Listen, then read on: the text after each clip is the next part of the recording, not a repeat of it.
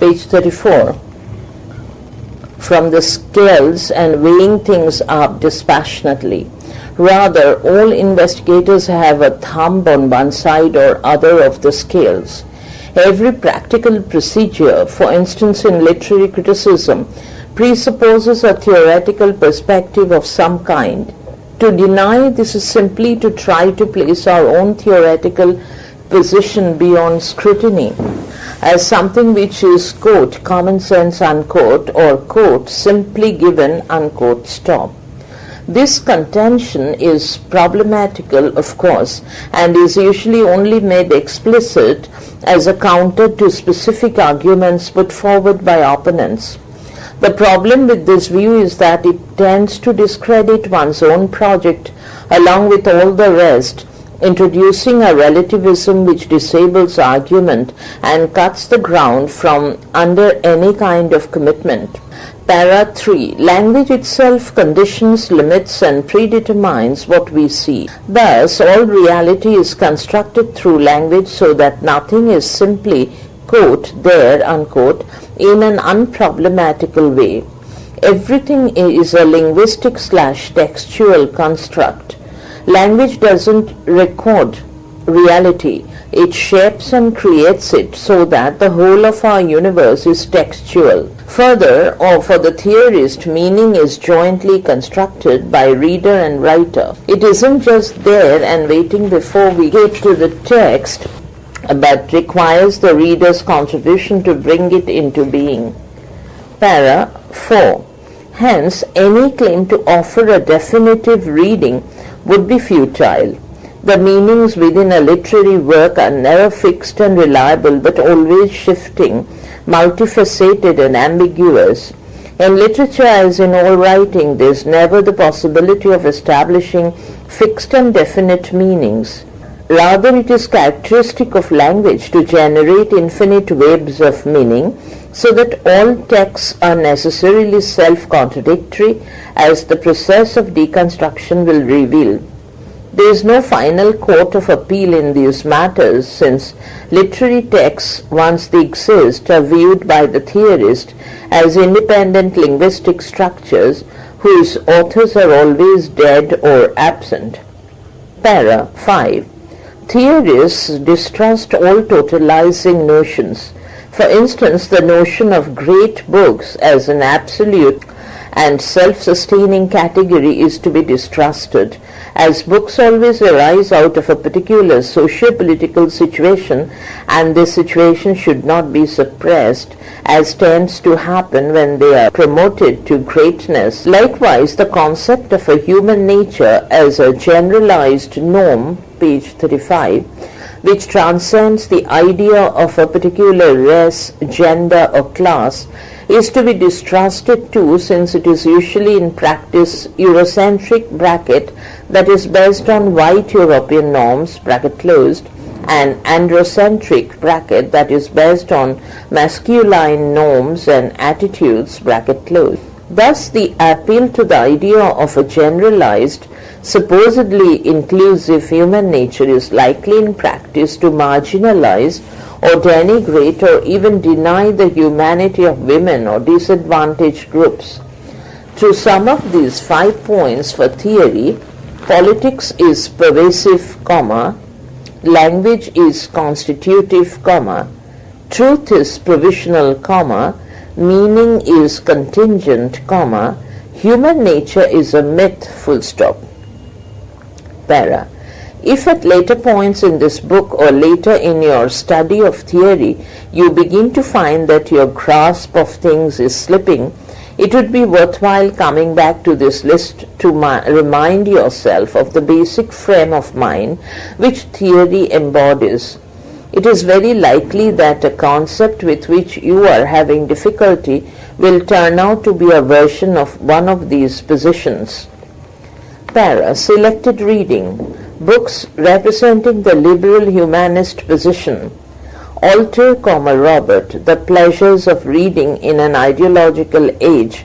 Simon and Schuster, 1989, RPT, W. W. Norton, 1997, with a new preface.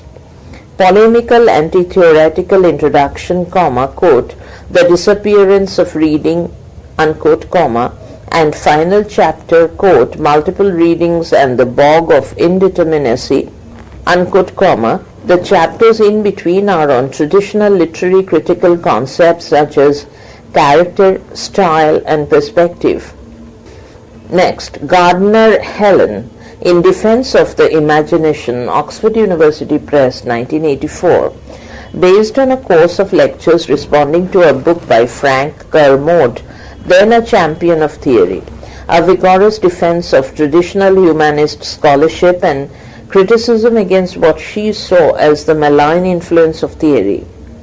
Next, Gribble James, Literary Education, a Re-Evaluation, Cambridge University Press, 1983.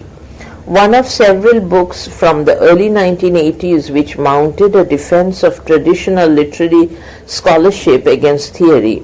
See Chapter 1, quote, Literature, page 36, and Truth, Chapter 4, quote, The Subjection of Criticism to Theory, unquote, Chapter 5, quote, Literature and the Education of the Emotions, unquote, stop.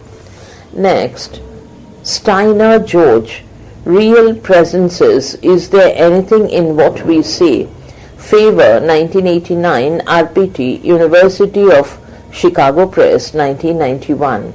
Steiner is a polyglot, polymath humanist whose work has never been anti-theoretical. In the 3 long essays in this book, he grapples with the problem of relating theoretical accounts to the actual experience of responding to literature and the other arts. Next, Watson George, The Certainty of Literature, Essays in Polemic, Harvester, 1989.